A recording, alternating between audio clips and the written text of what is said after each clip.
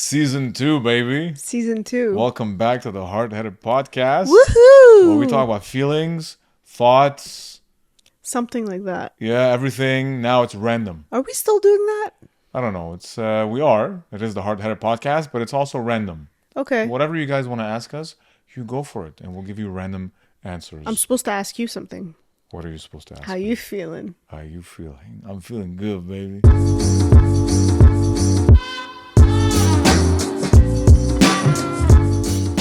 So, this season, it's been a while. It's been a long, we were planning on starting earlier, but so much shit happened that we couldn't. But we're back, guys. Thank you for your patience. What are we talking about? We have a lot to catch up on for sure. Mm-hmm. A lot has happened in the past almost year, I would say. And there's some highlights we want to cover. The biggest of all being, of course, thy pregnancy. My pregnancy. Yes, our pregnancy. Yes. I'm sorry, are you holding the baby as well? No, but that's the thing they say today. We're pregnant. We're pregnant. Even though I'm not I don't know. I find it weird. Like, yeah, okay, it's cute, but it's part cringe. Yeah. Yeah. But I get it. It's cute.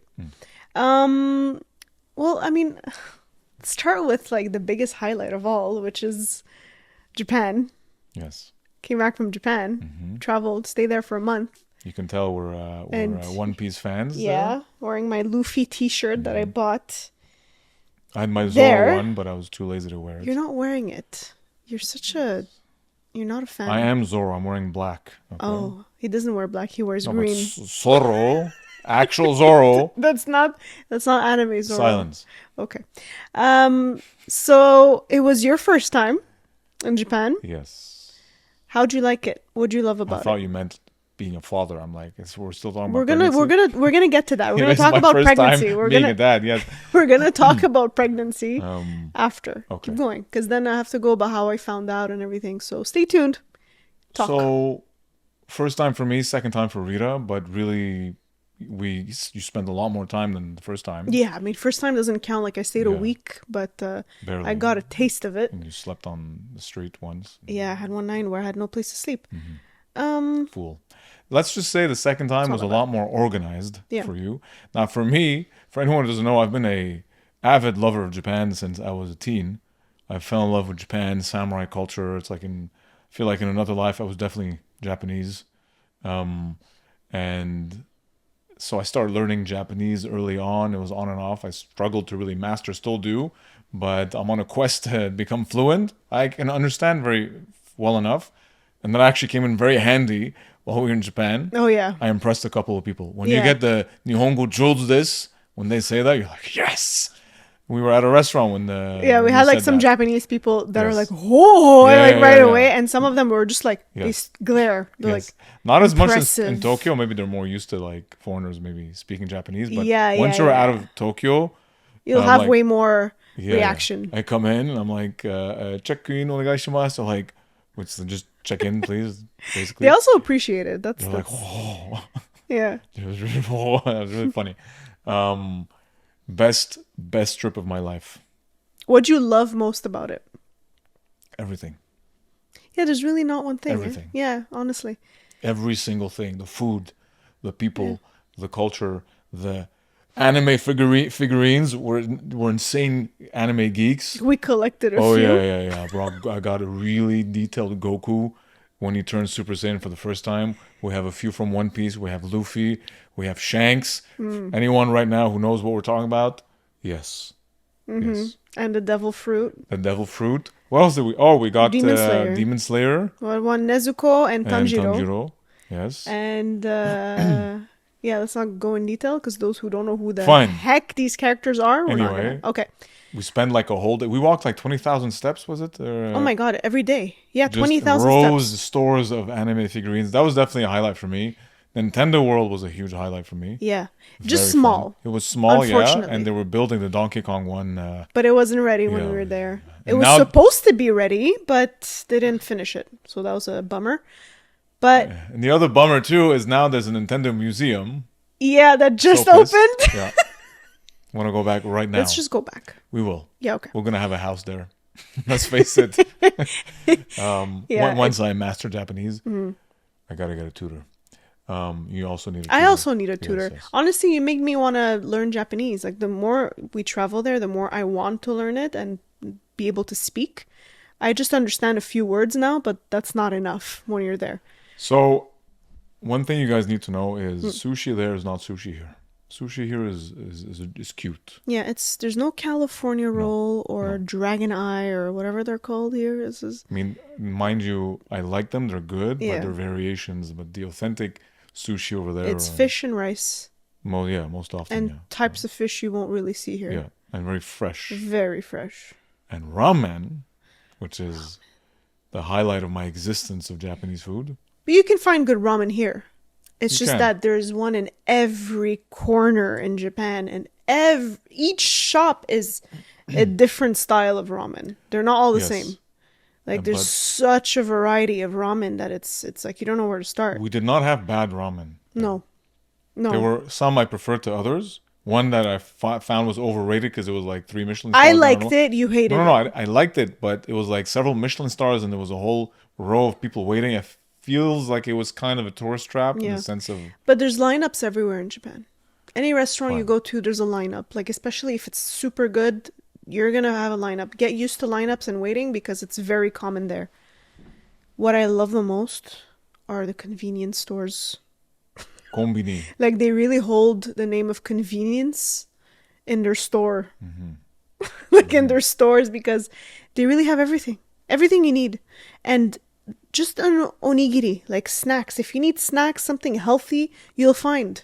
If you need socks, you'll find. If you need whatever you want, you'll find. Like, it has everything. And they're everywhere around the block. And the best one is 7-Eleven or Family Mart and Lawson. Those are the popular ones. They're the best. They're just the best. Onigiri, by the way, is that rice triangle for anyone who's not familiar with that. Yeah, it's like a rice ball in the form of a triangle, and sometimes there's a fish in it and whatever like type of toppings you want mixed with the rice. It's just super good and flavorful, and it's a great snack to have like when you're on the go. And they always have them fresh every day, new batch. Customer service in Japan is next level. Yeah, really, they take care of their customer. Yeah. And they're very respectful. Everything is clean in the streets. People are very respectful. It's a country that respects itself, I feel. I know that no country is perfect. I'm sure there are issues in Japan just like any other country, but there's a very the minimum standard of life. There's a minimum standard of quality for all the people that live there, and I feel like just the price of a water bottle compared to here is a big difference. And you find vending machines everywhere that has refreshments for you, and public transportation on its own is everywhere in the country. It's so easy to get from point A to point B, and from this city to another, or this prefecture to another. And here it's like we barely have transportation from one point A to the other point in Canada. Like we have a very old system. Most people have cars because our public transportation is not the best, and it's just so easy. Like in Japan, I would never own a car because it's useless. You can get easily from one place to another. It's just great, honestly. It's awesome. And like the bullet train they have that they call the Shinkansen, I wish we had that here. If we had that, it would be like Montreal to Toronto, which takes us 6 hours to drive. It would take us an hour or an hour and a half. Something like that. Maybe no more than 2 hours. Yeah, no more than 2 hours to get there. Big difference. So yeah, Japan is awesome. What was the highlight for you? Everything too. Was there something? I feel like I mentioned a few now. We really love Kanazawa, by the way. Kanazawa is, I think, an underrated, getting popular area. It's kind of like mini Kyoto. Very charming. We went to a village called, it was there, right? In Shirakawago. Yes. That was really a village near. That was really... Yeah. It was, it's a World Heritage Site, actually. Yeah. Something very special there. Very, very charming village. It has like thatched houses. Yes, that's our favorite word now. Thatched. Thatched roof. Thatched. If you saw the house, just Google thatched roof Japan, you'll see why it sounds like thatched, like it gave the proper word for it. It's just perfect. It's basically for houses that experience a lot of snow in the winter, and it makes it easier for snow to slide down, and so it helps with cleaning, I guess, and temperature control. Really, really charming village. We bought a few things there, and yeah, Kanazawa is like a mini Kyoto. It has a beautiful garden, castle right next to it, a lot of history. Everywhere you go in Japan, there's a lot of history and stories. It's just the temples and shrines, wherever you walk, is gorgeous, and I just have good things. And they really take care of their nature there and their parks. Yeah. It's really, I just really have good charming. things to talk about this country. Is there one thing you liked less? Okay, I was gonna ask you, why don't we talk about the biggest culture shock? Yeah. I mean, honestly, because I've heard people who went to Japan who said culture shock because they don't really speak English, Yeah. right? So, but for me, it wasn't so much, first of all, because I love Japan, so it didn't feel weird. It felt familiar, if anything. And I had enough linguistic skills that I can manage. Yeah. So it wasn't shocking, except for one thing. Yeah. We went to Okinawa Yeah. and we got to a beach. Everybody was clothed, Yeah. really clothed. No, they had tents too. I'm not shitting on that because I know Camping every on the culture beach. has their thing, right? Listen, yeah, But for us, it was very it's out unfamiliar. of yeah, you know? it's out of the ordinary, and it's not something we're used to, They especially really when you're avoid the visiting a sun. beach. Yeah, so it's really it's like when you say culture shock, it's not that it's a negative thing or it's something you hate and you don't want to experience. It's just more like, oh, interesting. I'm not familiar with this. Like, this is weird to me, but it's not something that is negative towards you, but we're not used to it. So we were uncomfortable to Yeah. stay in a I felt bikini, weird and getting you even felt topless. Yeah, even men There was, like, I were think out of 100 men, there was like two Yeah. were bare chested. or one. I didn't even see two. Not a single woman was. Yeah, Not a Yeah, single no. one, and they're really trying to avoid the sun. So I don't know if it's culturally. I know some cultures it's all about fair skin, not having like yeah. dark skin. That could be part of it, and or trying to avoid the sun for health reasons. But they generally avoid the sun. Mm-hmm. They have tents at the beach. Meanwhile, you have me like always. Yeah, we're trying to. Yeah. Roast You're me. obsessed with getting tanned. I'm generally love getting tanned, but not obsessed like you are. You know what it is though? I think it's also it's the fair skin thing that they love to have, but I think it's also temperature. Like, it gets hot because the way Japanese people dress also is very modest, right? I noticed a lot of long sleeve, or at least like if it's like a short sleeve, it's this tall, like it's almost to your elbow, right? Kind of like the t-shirt I'm wearing now. They don't reveal a lot of skin. They general, don't yeah. reveal a lot of skin. If they wear a skirt, it's also long. And that's just the style there. That's how most women dress. And you'll see women in kimono too. And kimonos is very closed and it's like long and you don't show a lot of skin. And it gets hot in Japan. So I think partly the umbrella is to be covered by the sun. It's giving you enough heat and it's hot outside. So I think it helps with that as well. I think that's why most people have umbrellas. And I've seen a lot of vlogs where a lot of foreigners actually use umbrellas for that reason. And it's not... instead of having a hat or cap, Yeah. they have an actual full umbrella. Because it's so common there that it's like, okay, let's have an umbrella and do what everyone else does. You never know. Next time we go to Japan, we might do this. Like, it's too hot, let's have an umbrella, you know? Yeah, I get the logic behind it. Yeah.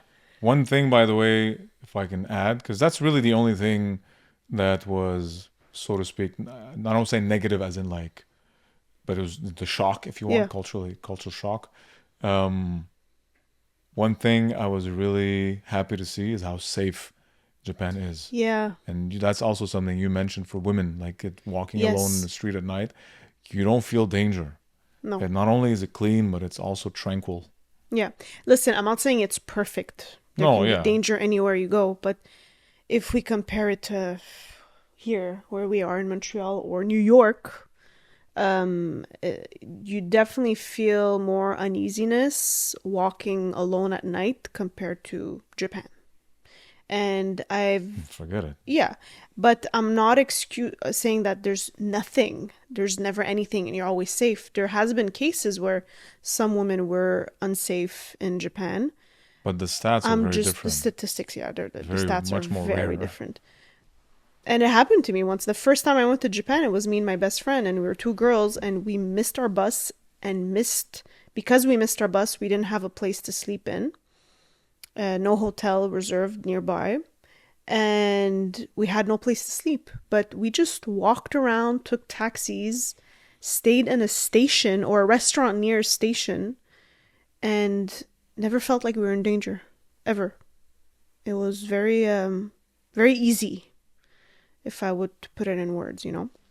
Speaking of easy, yes, very easy to move around in Japan. Yes. This public transportation is very organized. Yeah. The one thing I have to say is really thank you, because you did the whole itinerary, and having an itinerary changes the game. Yeah. Today, I find, especially thanks to internet and vlogs, and you really get an idea of where to go. So we didn't miss a beat. No. On every day, we knew exactly where to go. We walked 20,000 steps, so at least 10K every day. Yeah. Going everywhere.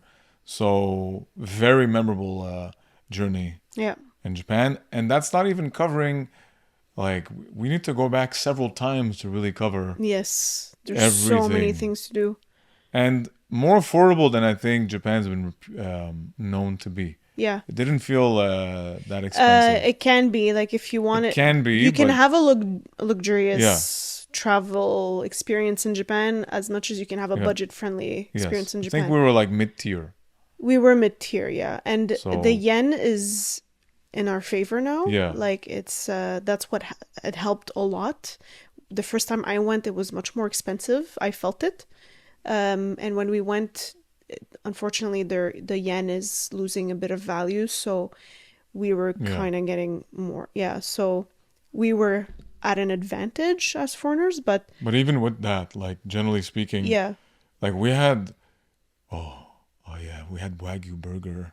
Oh yeah, but an actual Wagyu burger at Henry's Burger. That was in Tokyo, right? In another area of Tokyo. Oh man, if you guys are planning to go to Tokyo, you have to stop at Henry's Burger. There's two. We're not being paid for this. This is just, you need to go there. It's a local place. There's two, you said. They're not sponsoring this episode. This is not an ad. You have to go to Henry's Burger. This is a personal recommendation. You got Wagyu meat, actual Wagyu meat in a burger. For $10 a burger. So obviously it's not a cheap burger, but it's not like what you would expect, like $50 burger. It was a $10 Canadian, I'm saying here. Burger. Yeah. So I think like $9-ish US for a burger. And you can do a double patty also. I did 2 double patties. It melts in your mouth. Mm-hmm. And I love burgers. And this is the best burger I've ever had in my life. Thank you, Japan. Honestly, yeah. Thank you. Yeah. Okay, enough about Japan. I love you, Japan. We're going to go back again. Yes. No. Maybe we'll go back with our little bundle of joy. Yeah. Okay. Why did I sound like a grandma right now? Our little bundle of joy. Okay. It was so random. I don't speak like this. Yes. Coming back from Japan... A child was conceived. A child was conceived. Healthy and happy. So, Rita, wife of mine. Yeah. Who I love very much. Mm-hmm. You are now pregnant. You are carrying our child. Yes. Alina. Yes. She's a girl, for anyone who's wondering. How has pregnancy been for you? Wait. That is the common question. Yes. Before that, let's say how I found out. How did you find out? I found out on my own. Well, we were trying. It wasn't no surprise. And as soon as we came back from Japan, it was like baby making time. And I had those, like, okay, it's a funny story actually. I had those dollar store pregnancy sticks because my friend swore by them and she said they work. And I'm like, okay, let's buy a few, whatever. And I also bought the clear blue stick, which is like a bit more legit, I find. So as soon as it was time for me to like take the test, I took it with a dollar store stick. And when I took the test, normally 2 lines shows that you're pregnant. But the way it came out with that one is that it was a line and a very, very, very, very, very subtle, blurry second line. And I wasn't sure what that meant, especially from a dollar store stick. I'm like, should I trust this? I don't know for sure. So I didn't tell you yet that morning. But it was in the back of my mind. I'm like, what am I doing? Let me tell Mark and show him. So I took a picture of it. I didn't keep it. I took a picture of it because it's like more accurate in the beginning. And after that, you were in the bathroom. We were going somewhere. And I was sitting on the bed. And I was waiting for you to come out. And I was filming that moment. So that's why in the video, I didn't post it. But in the video, you come out of the bathroom. I show you the picture. You pause. You look at it. Processing, calculating, understanding. And when you ask me, wait, you're pregnant? I said, I think so. I was like, you preggy? I wasn't sure. So maybe you're preggy? I'm like, I guess. So it wasn't a funny, cute moment. Then you just fall on me. Because that's how you show excitement. Because you're a dog. Yes. More like a golden retriever husband. That's what you are. Yes. Yeah, exactly. I'm so happy about that term. Yeah. It was a cute moment.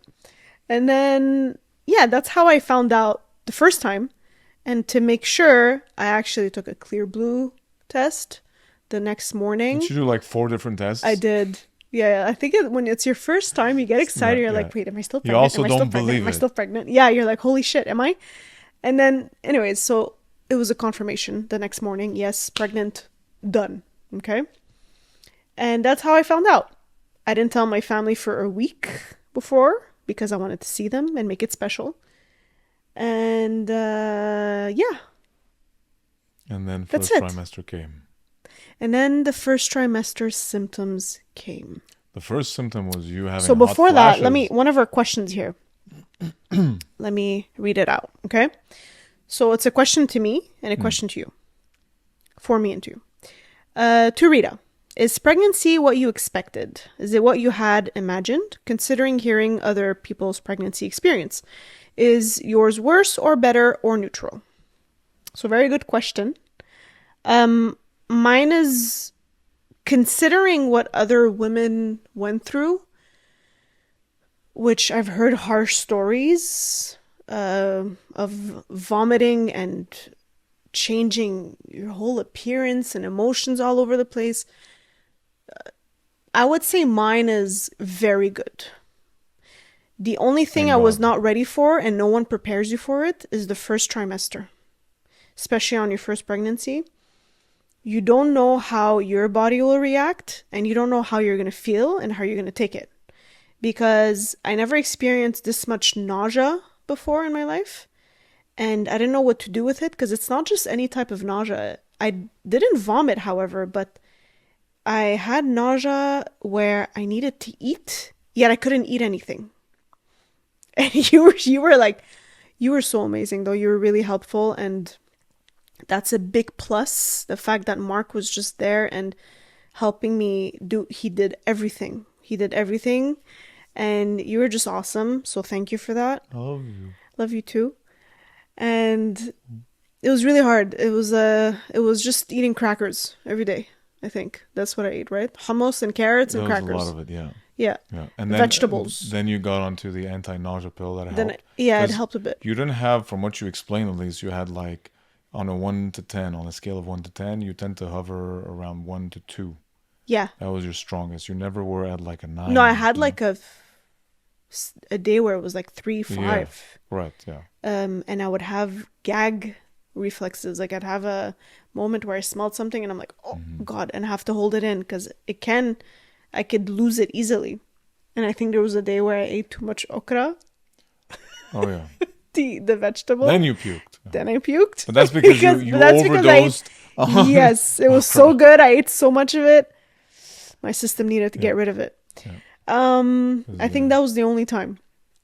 But second trimester kicks in. Like now I'm halfway through. I'm 20 weeks. But when I reached 15, 16 weeks, I felt nothing. I was good. And I'm like, am I still pregnant? I was like, I kept asking you. I was kind of worried because I'm like, is there a baby in there? Like I had a moment where Yeah, I'm because like, you weren't showing too I much. was Even now you're worried. showing, but it's really Yeah, and I mostly your wasn't belly. showing. Yeah, exactly. So I was worried, and then after when we went to a few doctor's appointment, listened to her heart. She did another ultrasound. We saw her move. She was like doing Man, acrobatics in there. It was that first ultrasound, yeah, as soon as she placed it on your belly, yeah, and she just jumped. yeah. She just moved once. She's like, "Hey Yeah, guys." but a big one. Yeah, Yeah, exactly. yeah, Just saying, hey guys, I see you. yeah. That was really special. That's the picture that we Yes, showed on our I social am media. very excited to meet my daughter. Yeah. I'm welling up now just saying that. Mm. Aw, I'm very excited. I love you. I'm very excited to see you become a dad. I didn't think that just hit me out of nowhere. Yeah, it's her. Yeah, She's throwing that at you. I'm just glad that everything's been safe for you. Me too. It's You're so cute. I want to hug you, but I can't move. fine. And I'm very comfortable with my Yeah, feelings, so um, I get it. It I'm hits me happy to out of share nowhere this, too. Like hormones all over the place. It's not For hitting me you, now though. It might hit me later. what? Yeah, like my hormones being all over the place. I've had moments where I just cried out of You know what? nowhere. I know it's hormones, but I don't like to use that as a blame because it's also No, yeah. motherhood, and parenthood. So and you're also going through challenges physically. So I don't know if it's just hormonal, No. like it's a Yeah, ugh, that's yeah. When I say it, that's not how I mean it. Most people say like, "Oh, your hormones all over the place. You're just pregnant." Shut up. It's more like your true feelings are just pushed out, Yeah, and I've had moments where I felt low and it's because it didn't come out of nowhere. Oh, that's another thing. Another point with my pregnancy experience is another thing they don't prepare you for is you don't feel like yourself. I used to especially be, first trimester, right? yes, Because that's the especially biggest transition. first. Yeah. Cause it's just, I'm like, I used to be someone that gets shit done. Like I would clean the house. I feel like if I needed to do something, I do it right away. If I wanted to train hard and like push myself, I do it. I don't have the energy for that anymore because half of that energy is on growing a human being. And you're just like, okay, but what value do I have, And that's the thing. You forget that you're growing a baby. That's your value. That's one And of the biggest values you're giving. and you're still being a boss because you're still training with Yeah, the discipline as you much as have. I can. You're also running a company, Yeah. and now another that we just started. We'll talk about that after. Yes. But so just a reminder to you and all mothers or soon to be mothers is you are bosses and you're a lot more bosses than you might even give yourself credit for. Mm-hmm. Like you're managing a huge burden. Like Yep. you're carrying literally Yeah. a child, you're bringing life into the world here. So Yeah. everything you're going through can never take away from the fact that you're doing this. So just another shout out and sending love to all mothers and mothers to be because so men, your job is not in the way I look at this. Men are not helpers. Like your job isn't just to be a sidekick. Mm-hmm. You have a very important and active role in this, and you have to take initiatives to make sure that every task that is required Mm-hmm. is on point. Like we have a lot of mental load. We have a lot of things that we have to run. So I run on reminders. I run on agendas. I run on lists to do things. You have to reorganize your time because it's very easy to use the excuse of work. But if you use the excuse of work and you're not there for your family or soon to be family, then what are you working for? Yeah. So just knowing your priorities and really being on point with checking in on yourself, because your mental health is important, and on your wife, and Yeah. of course your child. And you've shown me this perfectly well since day one of my pregnancy. Honestly, you've been an awesome partner. You've been amazing. Damn right I am. Yeah, I'm proud of that. you helped me feel good when I was feeling low. You gave me a different perspective, and you were there when I needed it. So I love you. Now I'm losing it. I'm gonna start tearing. This is the heart. This is like could not be more hard-headed today. Yep. Did we fight? Did we have? I think this is probably a question. We did, but that's normal. Like, actually, no, I wouldn't say like sure, yeah, but we didn't like. I'm throw talking plates at you and stuff. No, I'm talking but something major because it can happen with couples where it's so hard that you just like you break down and you lose it.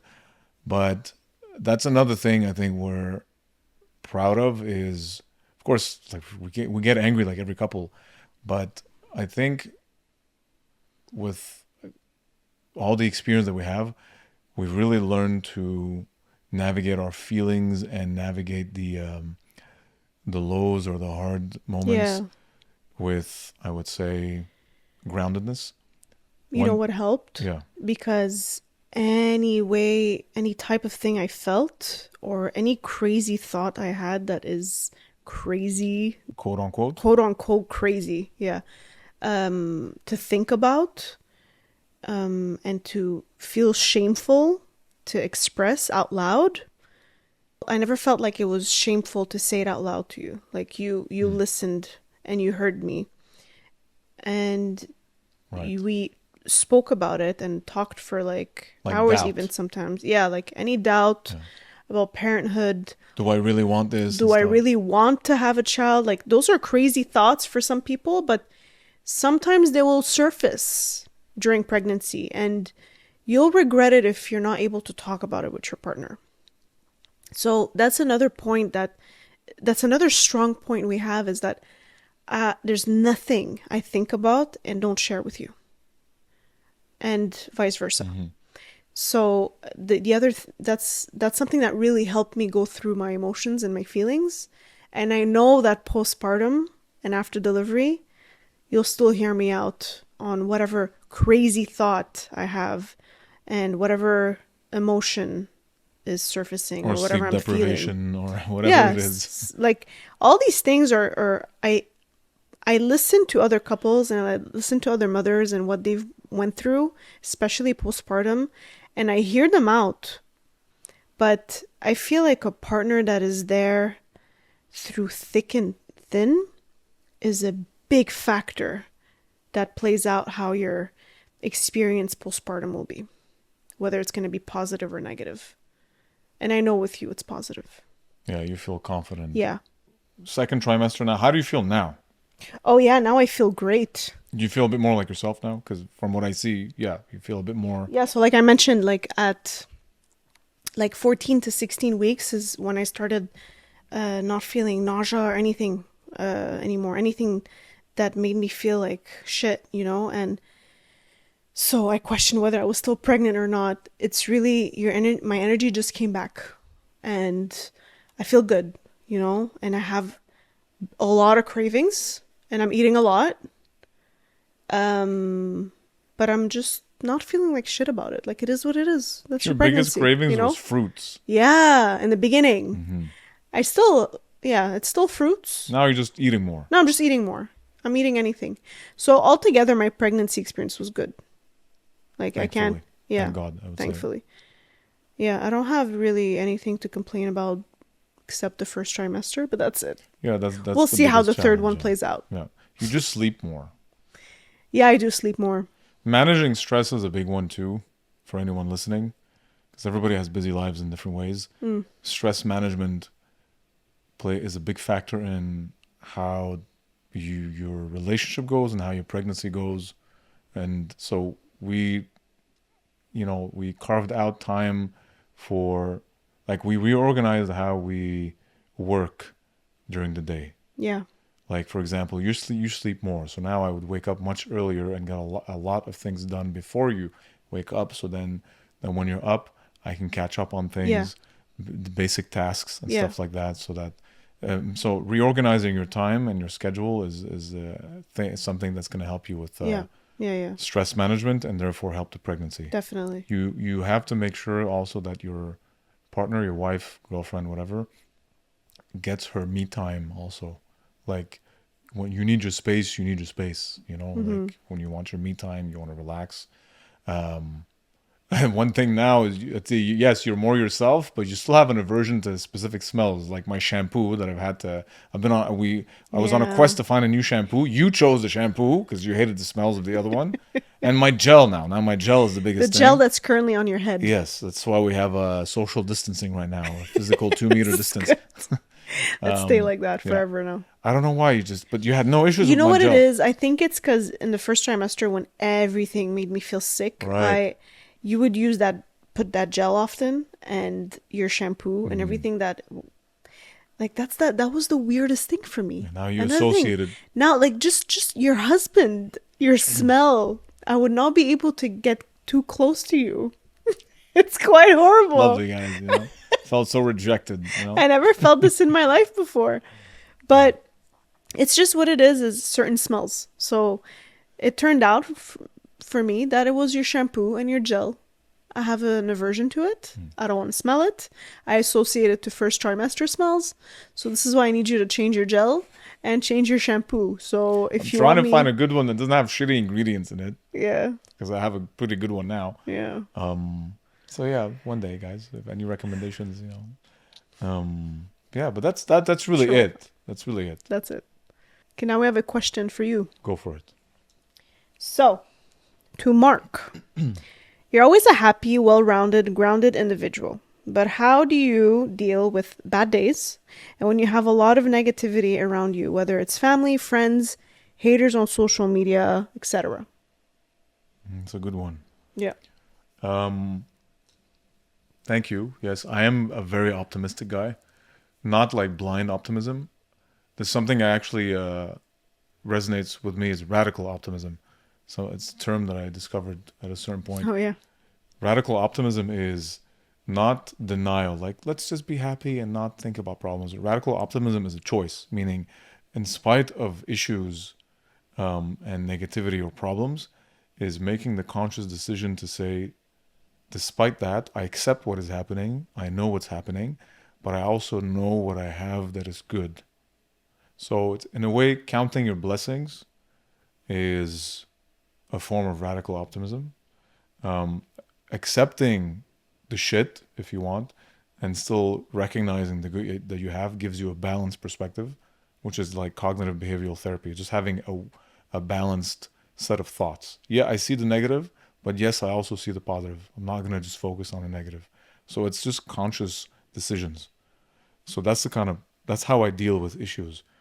I've learned since childhood not to focus on the problem, but the solution. So whenever I'm dealt with a problem, my mind goes right away to, okay, well, how can I fix it? What's the solution? So I start to orient my everything, all my antenna, all my focus towards finding the solution. Yeah. That's something that I realized that I was doing, that I think really helps. So, okay, this is not working.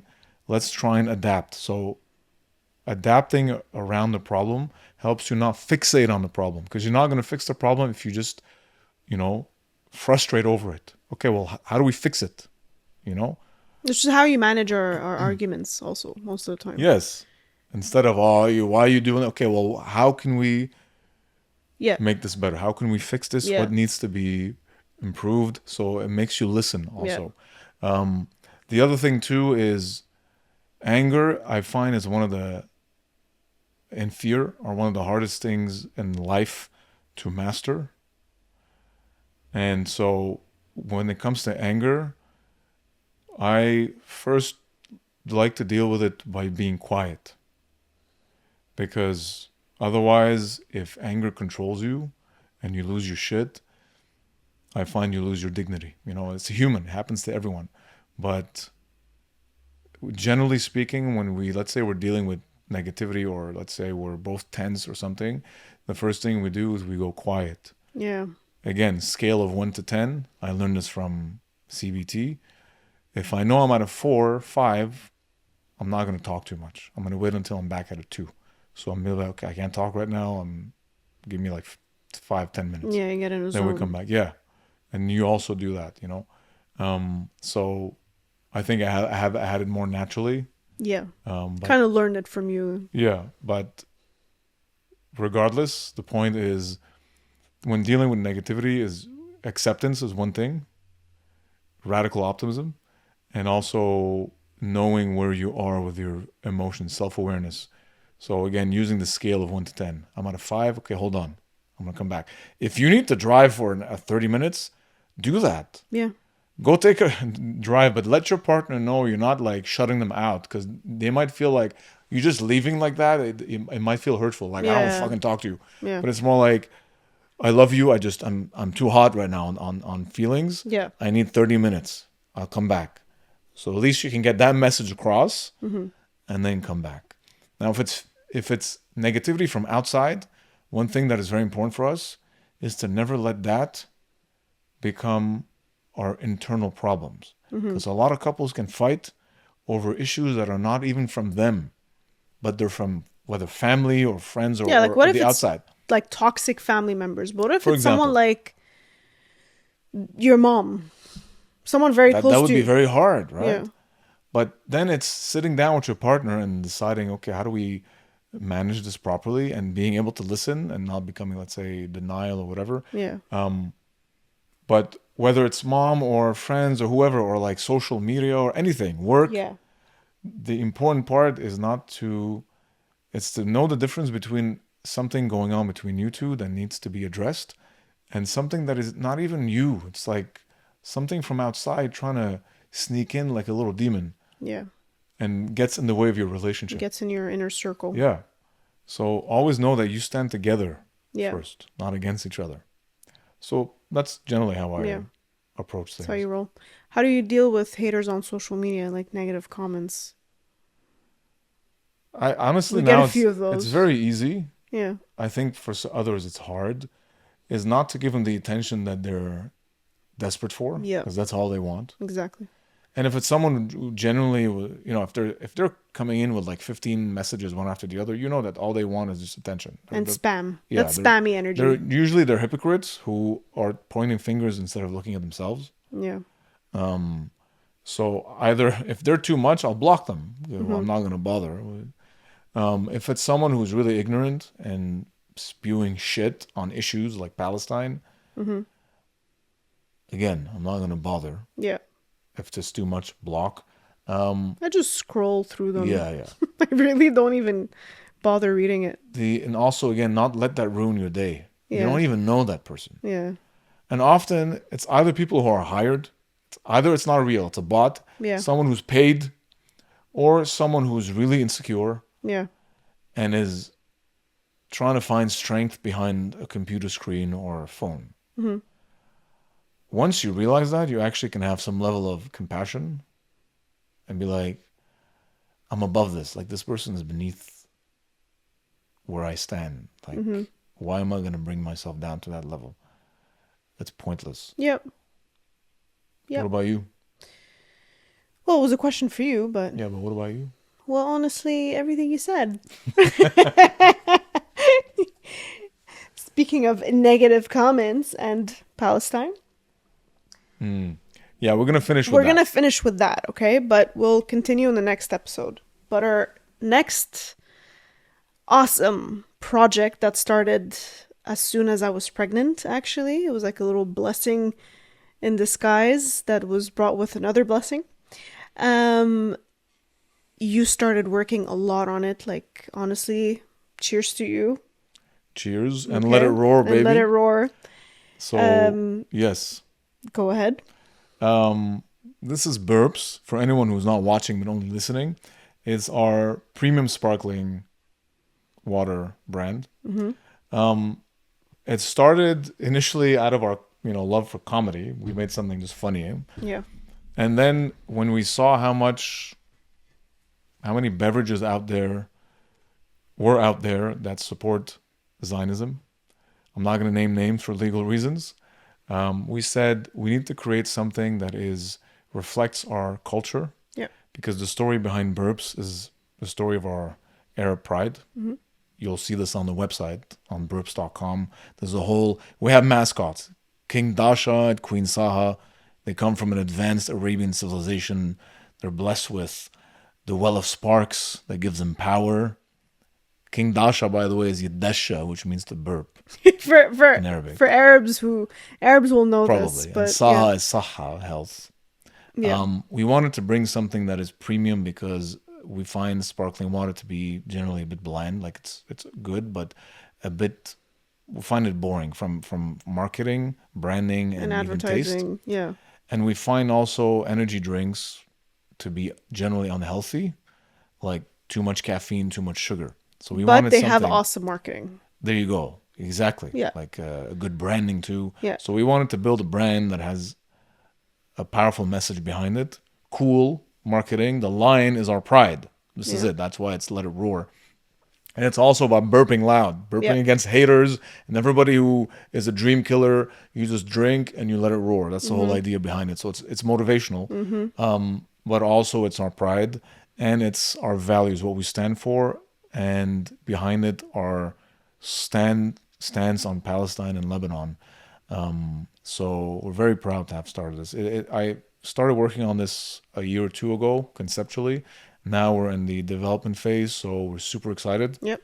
We're thinking of selling next year. Yes. Hopefully, if everything works out. Yeah, we're planning to start shipping. Yeah. I would say like spring of next year. Yeah. So we're gonna have a pre-order campaign very soon, starting. So more details for you guys on burps.com. But 2 R's. Burps with 2 R's. Burps. Burrps. And since we have a filmmaking background, the way we're approaching this brand is not just as a drink or energy drink. It's an entertainment company. You guys have been very, like the most likes we have is on the Royal Blood Orange. Savage Berries too, actually. Yeah, from what I saw, it came in second. Yeah. So definitely the 2 most popular. We have 3. Then we have also the unflavored ones. And now working on those. So we're still in development. If you want more details about Burps and merchandise and where to get it, visit our website, burps.com, burps.com. And we're planning on shipping next year to US and Canada, and hopefully, in the future, worldwide. Oh, yeah. We got a lot of people asking, do you ship here and do you ship there? Do you ship to France, Italy? That's the goal. We got, Australia too? Everybody asking. Yeah. Yes. Australia. We're going to fuck Zio products. This is going to be everywhere. Everywhere. This is the drink. Some people wrote in comments and think it's like a local thing. Oh, that's good for local stores. Sure, but that's not a local thing. This is going to be worldwide, baby. And we need your help to make that happen. Yes. This is important also. Just look at this. Oh, yeah, it's badass. Badass. I have nothing to say. Whenever you see a hater or you think of a hater, just look at that lion's face. And drink it and burp in their face. That's it. That's all. That's it. Rise above your haters. That's the feeling I want you to get when you hold that can. Yes. Here's what you need to do now. You need to go on the website. You need to add your email because you want to stay up to date with all the development and when it's time to order for you, for family, for friends, for everybody. Why I speak Arab? For the haters, yes. Why we speak Arabic? Because King Dasha. For Zionists. Why. Yes. Especially Zionists. Yes. No, fuck them. What was I saying? Yes. Add your email. And also, if I can add that, you can become a VIP. What's a VIP, Mark? A VIP means you have priority access for our pre-order campaign. You just put $1. Plus. $1. Just $1? $1. That's it? Interesting. Okay. That gives you special access and exclusive discounts for Burps products, merchandise, because yes, that face is also going to be on t-shirts, and a higher chance to win free Burps products. And let me add something to this. Hold on. I shall. I just need to add. I know what you're doing. Hold on. Here you go. Listen. This. All right. This. I think this episode needs to end now. I think this episode needs to end. Yes. Yeah, it's too long. A lot. So happy to be back for season 2. We caught up, and throw us any questions you have about anything random, anything you want to know, and we'll be happy to give you some random answers. That's our new thing now. Ask us random questions and you'll get random answers. Random couple giving you random conversations. Okay, guys. See you on the next episode. Love you.